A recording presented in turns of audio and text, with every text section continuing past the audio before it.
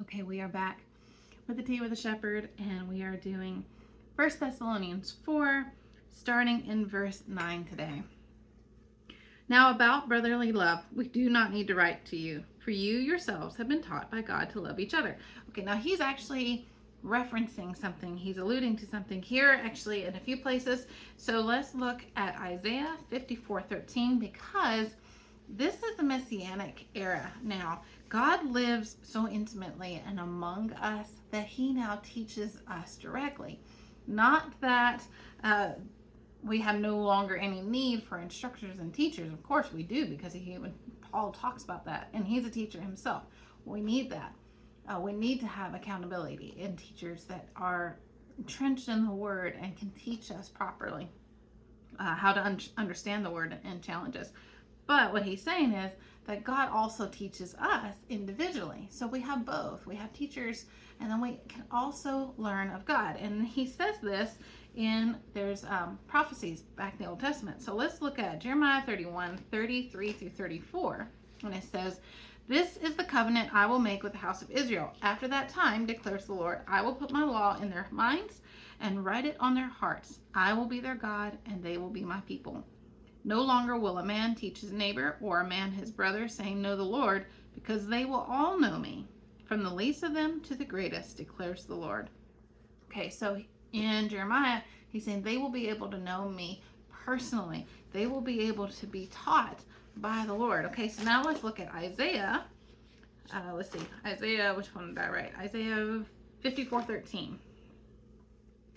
"All your sons will be taught by the Lord, and great will be your children's peace." Again, so, and in John, I think it's 16, John 6:45, he also says, Jesus also says they will be taught by God. So this is where we're at now, is God is teaching you as well. So we teach you, we come in and teach you when we can and through our letters, but God also teaches you, and you have access to him through the Holy Spirit. "And in fact, this is verse 10, and in fact, you do love all the brothers throughout Macedonia. Yet we urge you, brothers, to do so more and more. So love more than just Macedonia. Love beyond that. Make it your ambition to lead a quiet life, to mind your own business, and to work with your hands, just as we told you, so that your daily life may win the respect of outsiders, and so that you will not be dependent on anybody." Okay, the outsiders, of course, being those outside the church. The Hebrew text adds this, where it says, so that you will not be dependent on anybody. What it actually says there in the Hebrew is, then you will not lack anything. So both of them, they're the same, but there's just that further understanding. Now, there is also another layer that Paul is making a reference to when he says a quiet life or a simple life.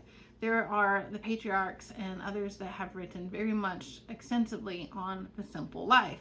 And so when he's saying this, he's actually referring to this concept, this understanding of what a simple life was.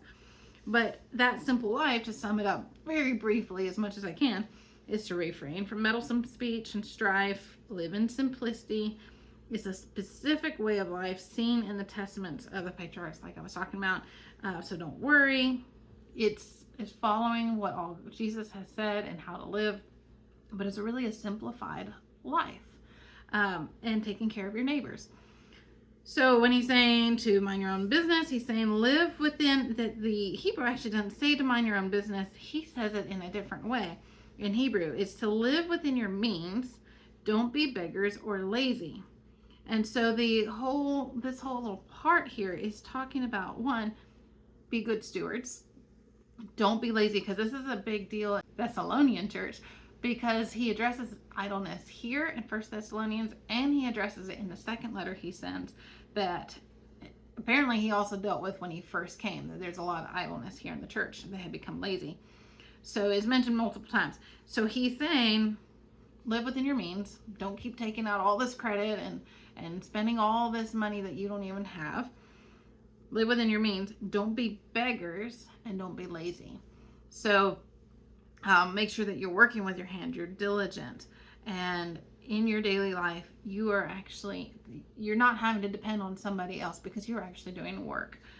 So this is where he leaves off here. Now we're going to get into tomorrow about the coming of the Lord.